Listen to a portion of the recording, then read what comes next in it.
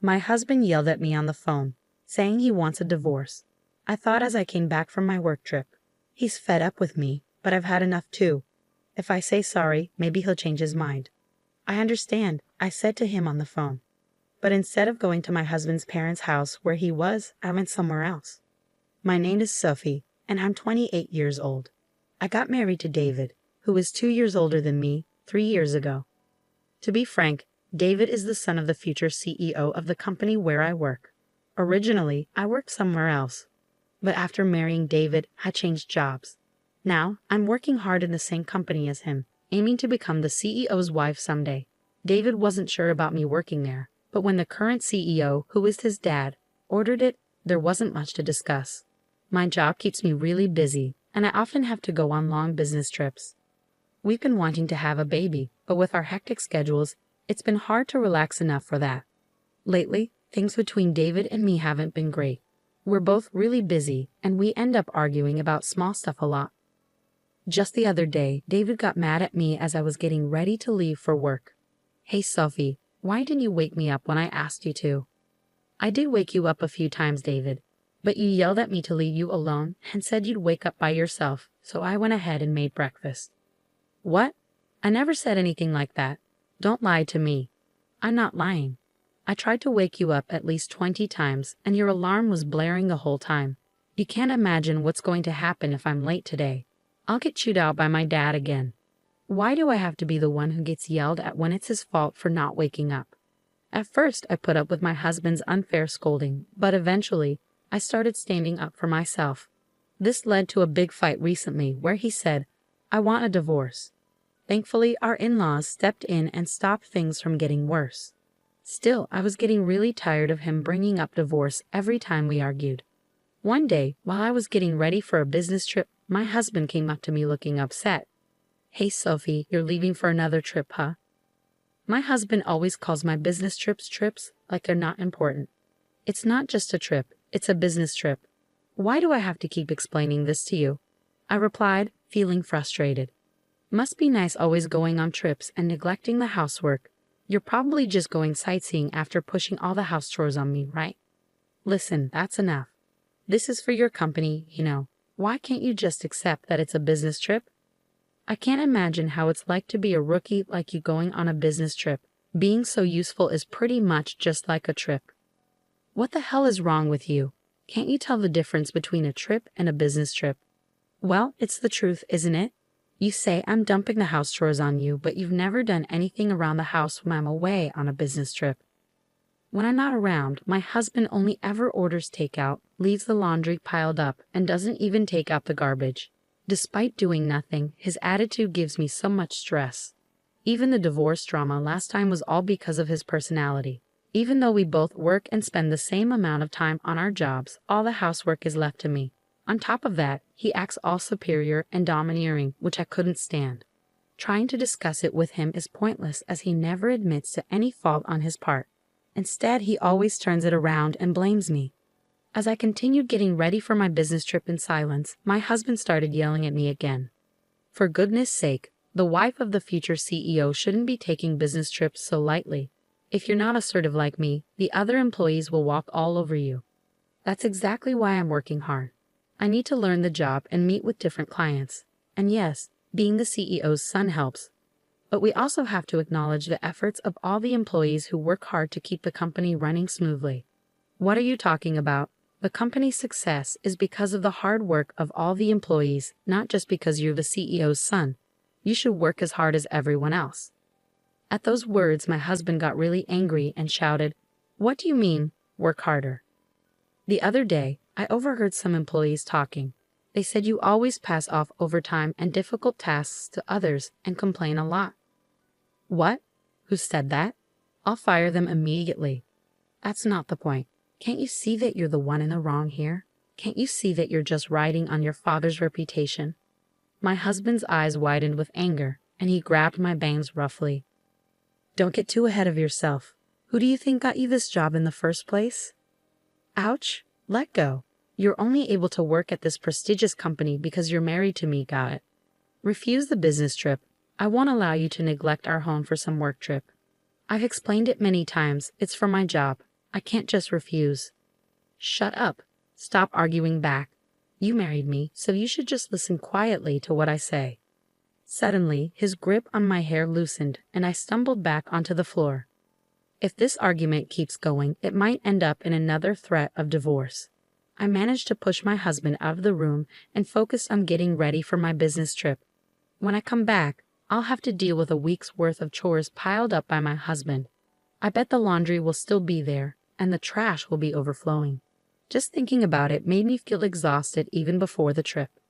The next day, as planned, I headed off on my business trip. I focused on my work and didn't let personal issues get in the way. When I got back home after a week, I couldn't believe what I saw. I'm back. The house was sparkling clean, just like the day I left for my business trip. It was a pleasant surprise. Thank goodness. Maybe David finally understood how I felt. Perhaps he had a change of heart and decided to help with the housework. Just as I started feeling relieved that my husband was being more supportive, I saw divorce papers on the table. What's this? There was a note next to them saying, "I'm going back to my parents' place. We're getting a divorce." Panicked, I quickly called my husband, and he picked up right away. "Huh? Did you even read the divorce papers?" His casual tone angered me, and I snapped back. "Wait, are you seriously talking about divorcing me?" "Of course. You'd be in trouble if I did, wouldn't you?" "Don't talk about divorce so casually." Then my husband, sounding smug, said, "If you're going to take it that seriously," and started laying out conditions. "If you start taking care of the house and listen to me, I might think about canceling the divorce. But of course, no more trips." "What? Like you, it wasn't just a trip." "Huh? Are you talking back? If you are, then I'm divorcing you. You're such a nag." "A nag?" He calls me a nag when he can't even do a single thing around the house himself. If he's up for it, so am I. Fine. If you don't want to get divorced, then come and apologize. Do you understand? Holding back my urge to argue, I replied calmly, "Okay, I understand. You should have listened to me from the beginning. Now come quickly." With that, he hung up. Instead of going to my in-laws' house where he was, I headed to City Hall. I submitted the divorce papers and they were accepted without any trouble.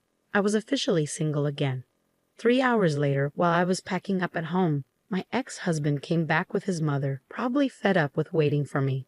As soon as they saw me, they started hurling insults. "Hey, how long are you going to keep me waiting?" "That's right. You're a failure as a wife, yet you're out having fun. You should be taking care of David." "Taking care of? How old is David?"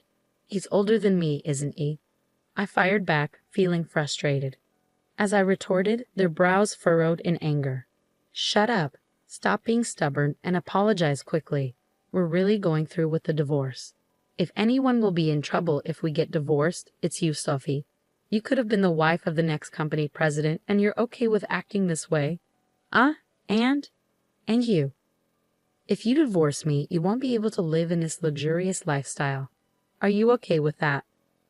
"Well, I never thought you were a good match for David in the first place, so I really don't care." At a loss for words, my ex-husband grinned devilishly.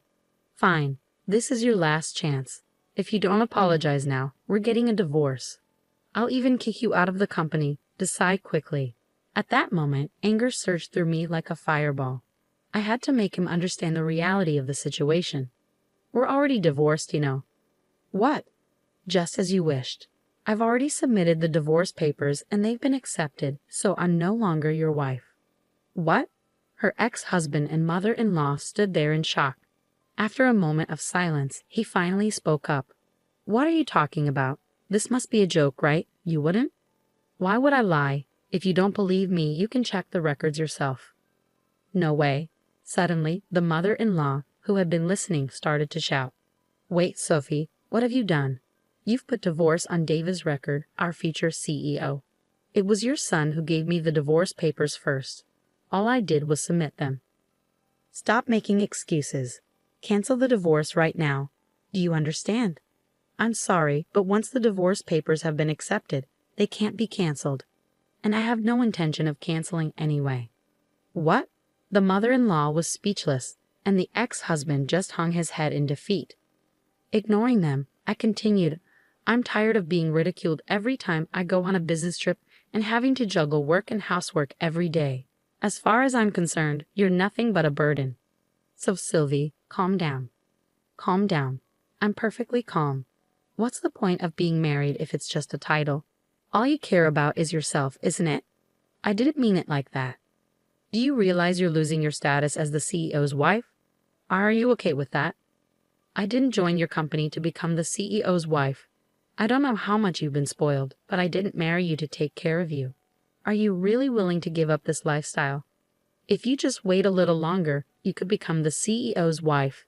I absolutely refuse to keep being your caretaker. I'm not your mother. Just go and live your life on your own. With an intensity like never before, my husband was completely teary-eyed. His mother-in-law took her turn, stuttering out her final provocation. What if you divorce David? You'll also lose your job. And what if I do? What? I've already informed your father that I'll be quitting the company. What? The mother-in-law and ex-husband's eyes widened in surprise. To confirm, my ex-husband started calling his father. After a few rings, his father answered, and he put the call on speaker. Dad, listen to this. Sophie decided to divorce me on her own. Yeah, I heard. She told me she's quitting the company too. She's so selfish. Can't you fire her immediately with your CEO powers? Well, I guess I should fire someone ASAP. You. Yeah, that's right. Wait, what? Instead of the stunned ex-husband, his mother-in-law turned to her husband. What do you mean by that? There's nothing to explain. David is a liability who doesn't contribute anything to the company. I'm disappointed in his work ethic. Wait, what? How can you suddenly say that about our son? Stay quiet, the father-in-law firmly told his wife. David, your performance at work is lacking. You misuse company resources, make inappropriate advances towards female colleagues, and complain about trivial things like the cafeteria. You're just not cutting it. Do you think I don't know that your subordinates consider you incompetent? No, that's not true. It can't be. I can't protect you any longer, even if you're my son. You understand this, right? Just because you're the boss's son doesn't mean you get special treatment. But that doesn't mean you have to fire me. The only thing I can commend you for is marrying a capable wife. Sophie will continue to work for the company, but you're fired, David. At his father's words, my ex-husband's eyes widened in shock. Unfazed by his reaction, the father-in-law continued, Unlike you, Sophie is diligent in her work and brings in a lot of contracts. She's highly respected by our clients. Many companies have chosen to work with us because of her.